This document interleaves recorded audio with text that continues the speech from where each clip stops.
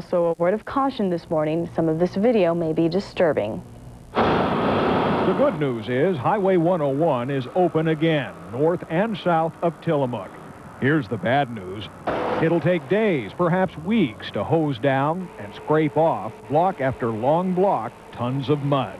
Here at the Safeway, the muck is more than a foot deep. The work has yet to begin.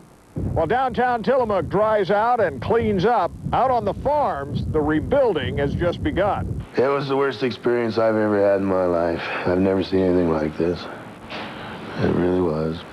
Dan Landholt calls it a miracle. During the worst of the flood, the water in his barn was 3 feet deep. Yet, he only lost one cow. I was real shocked when I come back yesterday and seen all of them still alive. Yeah. They stood in here for 3 days in that water and they survived. When you look at the neighboring farms, you understand Dan's feelings. For the grisly chore of counting up dead cows in dairy-rich Tillamook County is now underway. Nearly 100 cows and calves drowned at this farm, about half the owner's entire spread. In Landholt's house, where the water was more than a foot deep, his dad and a friend pull up the carpet, while his mom vacuums up a sheet of water that never seems to go away. They say the work keeps their minds occupied, but the stress is getting to everyone. The kids are having a tough time the way it is, because it just came up so fast. It's hard for me to talk. It hurts. Yet through all this adversity, Pat Landholt says the house can be cleaned and the livestock replaced. It all could have been far worse. There's been animals lost, but at least no lives have been lost out of it. And I'm amazed because as much water as there was around the county, that nobody lost their lives. And to me, that's more important than material things. In Tillamook County, Grant McComey, Channel 2 News. Tillamook officials continue to survey farms this morning. They don't know exactly how many cows were lost, but say the numbers in the hundreds. Another problem, many farmers weren't able to milk their cows for as many as 3 days. As a result, many cows are now fighting some severe infections. If you're headed toward the coast, we have some alternative routes for you. The Wilson River Highway remains closed, but you can use either Highway 26 or Highway 22. You can also try Oregon Highway 18, which is still open, but you'll need to watch for water and for sunken grades. Now to Columbia County, where several towns have become islands completely cut off from the rest of the county. First, we go to Clatskanie, where fuel is getting scarce. Officials say the town has received enough food and water supplies to wait out the flooding. However, they say fuel is at a premium. Phone service in the town has been restored, but circuits have been overloaded. On nearby Highway 30, which has been blocked by a mudslide, one lane has been opened between St. Helens and Rainier. South of Clatskanie, water and mudslides have also cut off the small town of Vernonia. Residents are making their way around by boat, but crews have restored telephone service there. Highway 47 leading into Vernonia from the south will be closed for the next several days. However, officials say Highway 47 from Vernonia to Clatskanie will be closed for at least several weeks. And some good news this morning for a freighter grounded in the Columbia River. Tugboats tried to free the ship yesterday morning but failed. A team of 9 tugboats went at it again last night and managed to free the ship.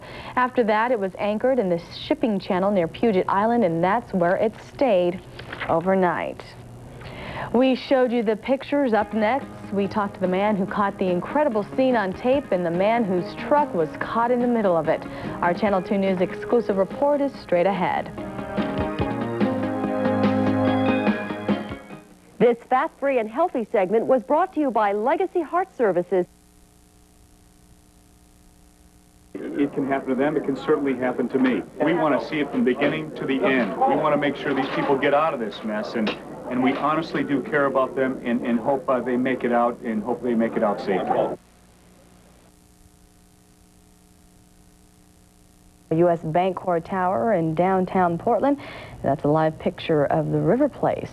And Waters are beginning to recede, thank goodness. While the fight against the flood wasn't very successful in Tualatin, we're going to check in right now with reporter Bob High, who's been spending the morning in downtown Tualatin. How's the cleanup going so far, Bob? The cleanup is progressing here, Elizabeth. The sun is up, the temperatures are rising, the water is lowering. We've had some activity here. In one sense, the people who own some of the property that was washed away, the lumber, for example, they're already making plans to pick that lumber up. We expect that operation to begin here any moment. Also, we have videotape that was taken just a few minutes ago of a sheriff's patrol boat. The sheriff's patrol boat, one good item out of all of this is that the sheriff's patrol boat got stuck because the water is a little too shallow for it to make its way up the stream that is cascading here through downtown Tualatin. But what they're doing is taking depth readings of the water that's coming through here to give people an idea of when they might be able to return. They're trying to gauge just how long it will be before that river is down far enough for people to really make plans to get things cleaned up and before they can reopen this area to traffic. Once again, back here live in Tualatin, the recovery goes well. People are beginning to come out. You can see them behind me here taking pictures of the activities and just what this looks like here in the downtown area. There is still a lot of water and a lot of sandbags. One of the things that we have also seen this morning is that city officials and fire crews are taking kind of a survey of how many sandbags are out and what needs to be picked up, because this all went up in such a quick time. Nobody really knows where all the sandbags are and how many there are. So they're doing a survey as to where things are, what needs to be picked up, and just how many sandbags there are. As you can see around me, this is the Pizza Hut where a day or two ago we've been following the struggle to keep the water out of this particular business, and you can see that it was to a degree successful, but now they have to pick all this up, and what they'll do is they'll make plans. They'll ask for volunteers to show up here again, and they'll know exactly how many bags they need to take from which certain areas, so that they can coordinate this kind of recovery plan. And they'll be calling the volunteers who left their names with the city to do that. Back to you. Okay, Bob High, thank you very much for that update in Tualatin. Well, we showed you the video earlier, and you just can't see it enough. A Channel 2 viewer catches a landslide on home video. Ron Carlson talked to the people behind the pictures yesterday, and today we want to show you his story once again. This was the amazing yet devastating scene earlier this week on Southwest Monte Vista Road. Go, go, go, this car! Today it was different and oddly quiet as neighbors came together to clean up the mess left behind. And although the cleanup is slow, the slide came quickly and furiously, letting nothing stand in its way. 16-year-old Starson Holman caught the whole thing on videotape. As he stood in the back of a pickup truck, this is what he saw. Well, it was just like going out slow, and then all of a sudden it started speeding up. Go, go, go, go! And then right about here it just started speeding way up, and it shot everything out of the way. You just see this truck coming down sideways about 30 miles an hour, pushing cars out of the way. I'm just like, go! It's coming faster. Starson's dad watched in the rearview mirror as the mud, debris, and 4 cars slid closer to the truck. So I had to kind of, you know, keep it on the road and kind of keep it in my sight there. I didn't want to get it too close. The mud was up over the top. And the owner of the truck was lucky to get out in time. What can you say? I think I got spared. Good Lord gave me a chance. He wasn't alone. Not one person was hurt in the path of destruction this slide left behind.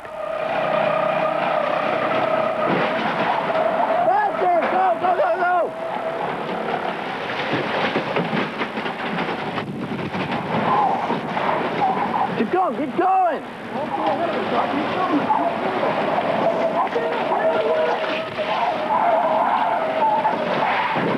go, go, this car! Oh, this is awesome! Wow! Ron Carlson, Channel 2 News.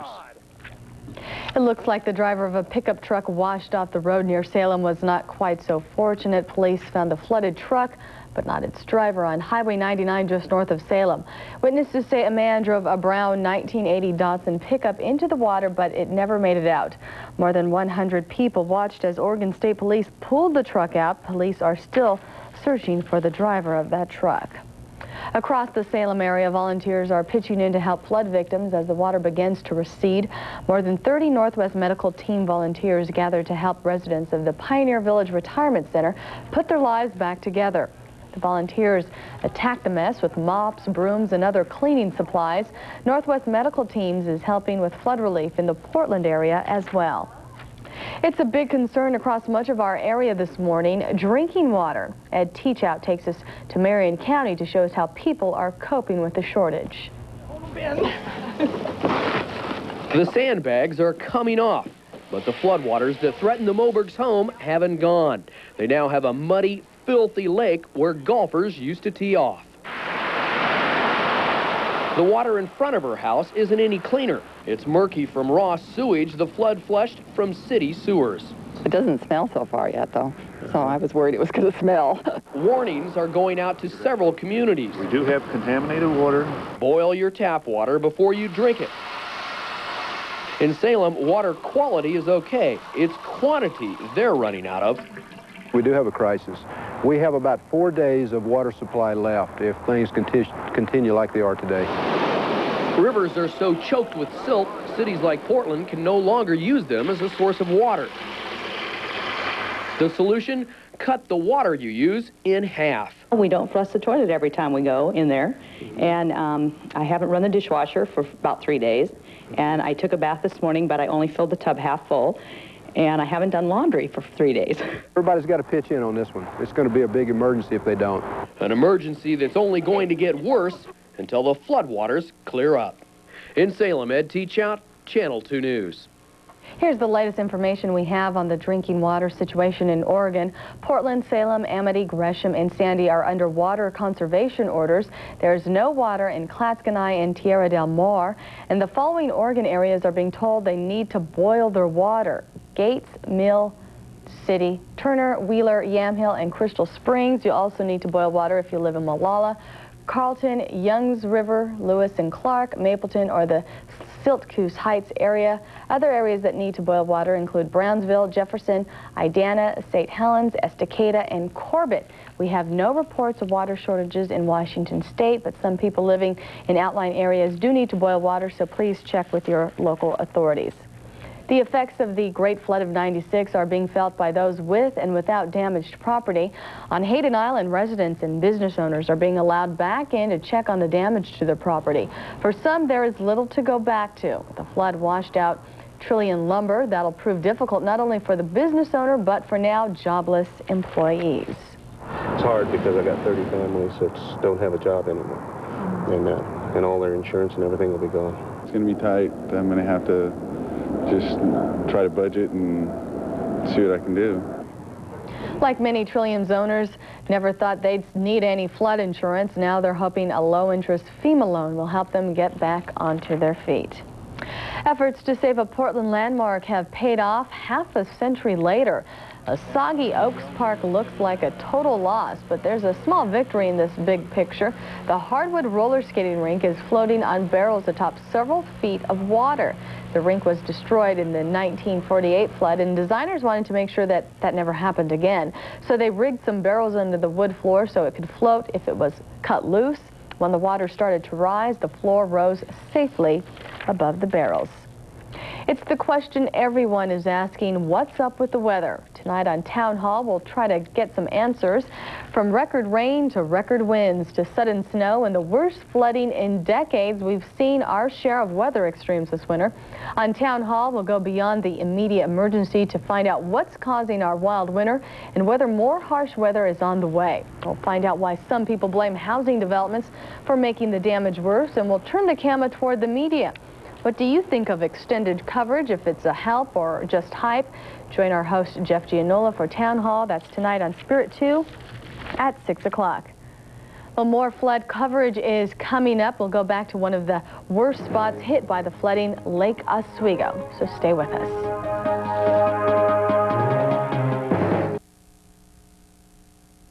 You're looking at a live picture from Lake Oswego right now.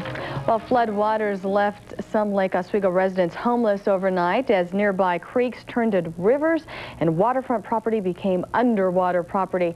Our reporter Al Segala has been out in Lake Oswego all morning. He's going to give us an update right now. Al? Well, fortunately, the good part about the situation at this point is that the waters have gone down and probably about 4 feet. I'm standing in what used to be a deck area. You can see part of the deck right here next to me. This was all underwater not long ago, and fortunately, like I said, the waters have come down quite a bit.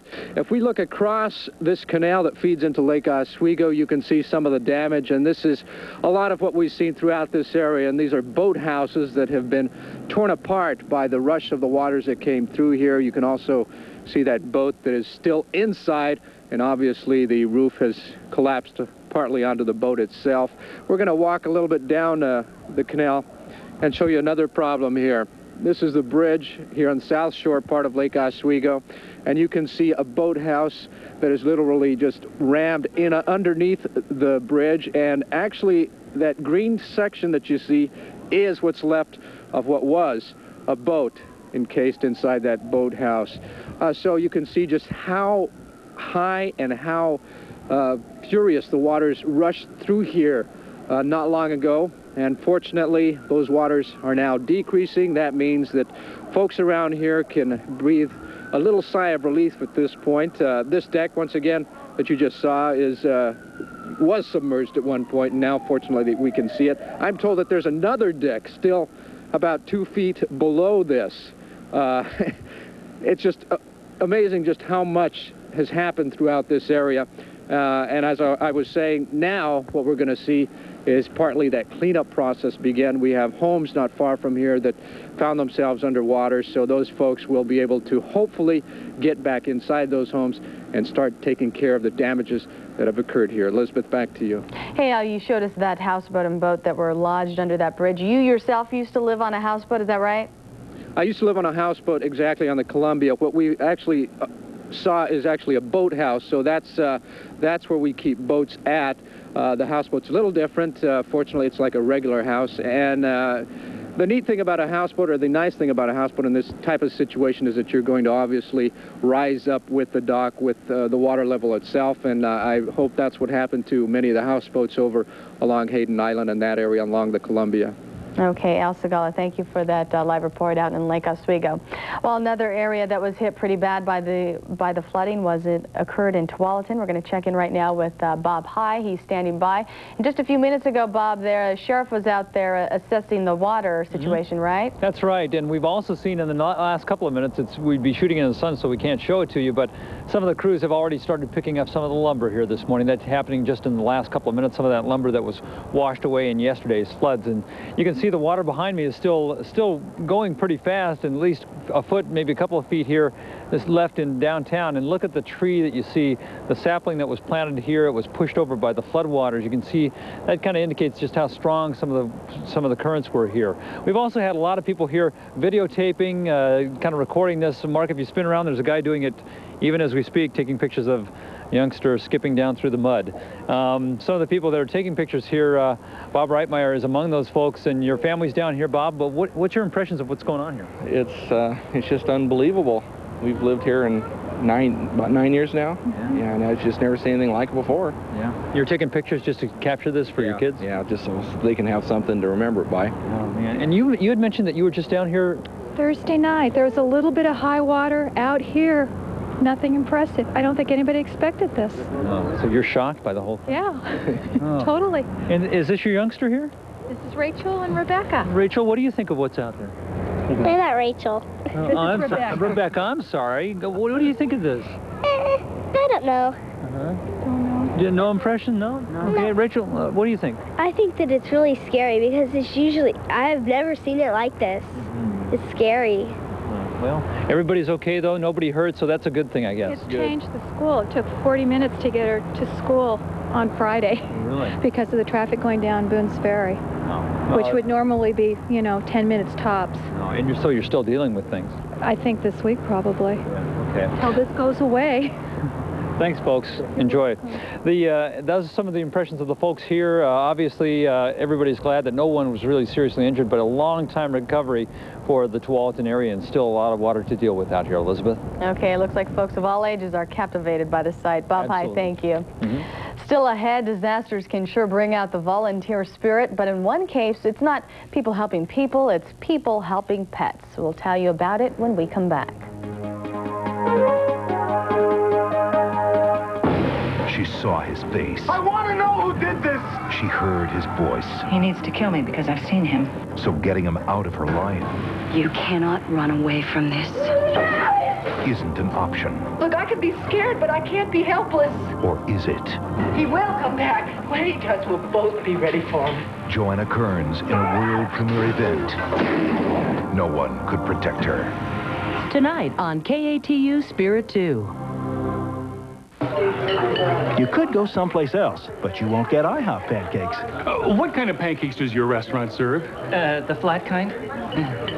Only IHOP offers you the International Passport Breakfast with 2 crepe-style pancakes for just $2.99. Choose from German with lemon butter, French with orange sauce, Swedish with lingonberry butter, or 2 good old American buttermilk, plus eggs, bacon, and sausage. The one and only International Passport Breakfast at IHOP, just $2.99. When they're round and they're flat when you make them at the For the twins, it's a 100-year-old tradition that begins this morning. You pop them in, and you toasted that?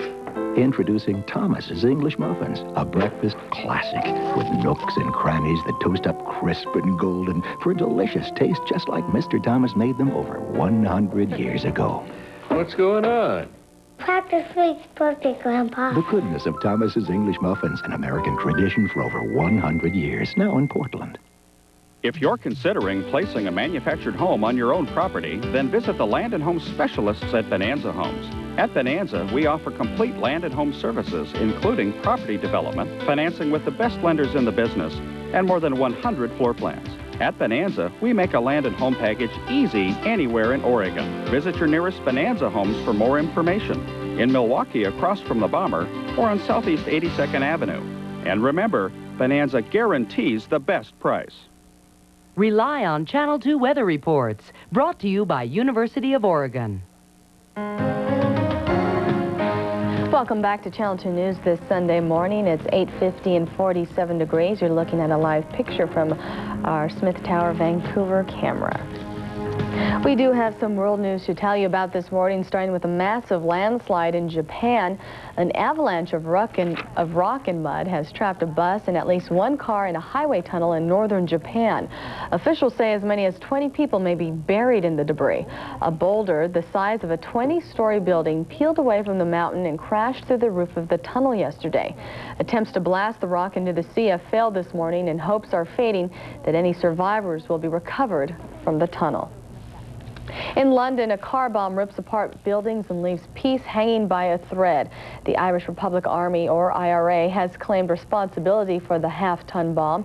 The blast went off in an East London train station, killing 1 person and injuring scores. The attack ended a 17th-month ceasefire. British and Irish leaders have warned the IRA and its allies against continuing the terrorist campaign. And much more closer to home, we're going to get a check-in with Ron and the weather. Take a look at the weather. Not so close to home up in northeastern Oregon, Wallowa County. The little burg of Troy, Oregon is isolated. Roads are washed out, so are bridges because of the Grand Ronde River, and there's still concern up there. And there's also concern along the, I think it's the Tucannon and the Touchette River up in Columbia County, as officials there are concerned that the high water may be eroding the dike, and they might have another dike failure, which would cause even more flooding in northeastern Oregon. So things to keep in mind. Here's what we have going for us with the weather around the city as we look down at the river, and it just looks so placid and peaceful, and under sunny skies doesn't look like there's anything terribly wrong, unless you get down to ground level and you find that it's, not that far below the seawall. 39 degrees within the last hour. Watch the satellite photo into motion. We have high pressure inland that's giving us an offshore push, keeping everything at bay, moving up into British Columbia and the Queen Charlottes. So Washington and Oregon will be quite sunny today, even into Northern California as far south as San Francisco will be quite sunny today. Check the river reports one more time. Again, if you want to do this yourself, go ahead and call us at 291-6030. And then 2215 for Western Oregon and Columbia Rivers, and for Northeastern Oregon and Washington Rivers, 2214. Willamette River right now will be above flood stage in Portland at least through Wednesday. Continues to fall in Albany, at least it's below the flood stage in Albany. In Salem, it will be near the flood stage later on today of 28 feet. The Willamette River at Oregon City is at 18.3 of the upper reaches, and that's a flood stage of 14. It will be down to flood stage at about early Tuesday or so. but things are a little slower on the lower end of Oregon City to the Willamette River. It's at 42 now. We'll be at 40 feet later today, about 35 feet, another 5 feet below that by later on Monday, but that's still well above flood stage of 27 feet. The Tualatin River at Dilley will be moving toward flood stage later on this morning. Farmington should be below flood stage by late Monday. In West Lynn, down to flood stage by late Monday or early Tuesday. Keep that in mind. The Columbia River in Vancouver will be above flood stage through at least Friday. Same thing for St. Helens. And keep in mind that the high tides affect the river levels in Longview. Yesterday's high temperatures around the metropolitan area, well, was 53 in Portland, 57 in Eugene, 62 degrees down the south coast of Brookings. Overnight low temperatures were 30s and 40s, some 20s on the east side. And our forecast for the Portland area today calls for sunny skies and a high of 58 degrees. The winds will be out of the east, a little blustery out toward the west end of the Columbia Gorge, east Multnomah County. And Elizabeth, here is the extended forecast that calls for more warming, drying, sunshine weather as temperatures will go from the upper 50s to the mid-60s over the next couple of days, and the overnight lows will be 30s and 40s. Okay, you mentioned a few possible flood warnings there, so we're not totally out of the woods just yet. No, it's still a while for the waters to recede, and people are concerned. Okay, Ron, thank you very much. Still ahead, they say cats have 9 lives. We'll meet one who's used up a couple. Want a great buy? Then come out to Bruce Chevrolet Geo in Hillsboro. Hi, I'm Bruce, and this is Skippy. We're overstocked with the hot new Tahoe, Suburban, Extended Cab, Camaro, and Lumina. Over $2 million in pre-owned vehicles. Cat. The cat had been stuck up in a tree in Tualatin for more than 2 days. Its owner called us here at Channel 2 pleading for help. Her call was heard, and volunteers headed out with boats to bring the terrified cat back to its safety. Pretty lucky cat, won't you say? It amazes me that they got the cat out of the tree to swim to the canoe. Well, cats are good swimmers, didn't you know that? Yeah, but they don't do that normally. We're looking at sunny skies today. It's going to be about 58 degrees, and it will be sunny throughout the rest of the week, so it's going to be nice. Okay, sounds good. That's going to do it from here at Channel 2 News this Sunday morning. Have yourself a nice weekend. Bye-bye.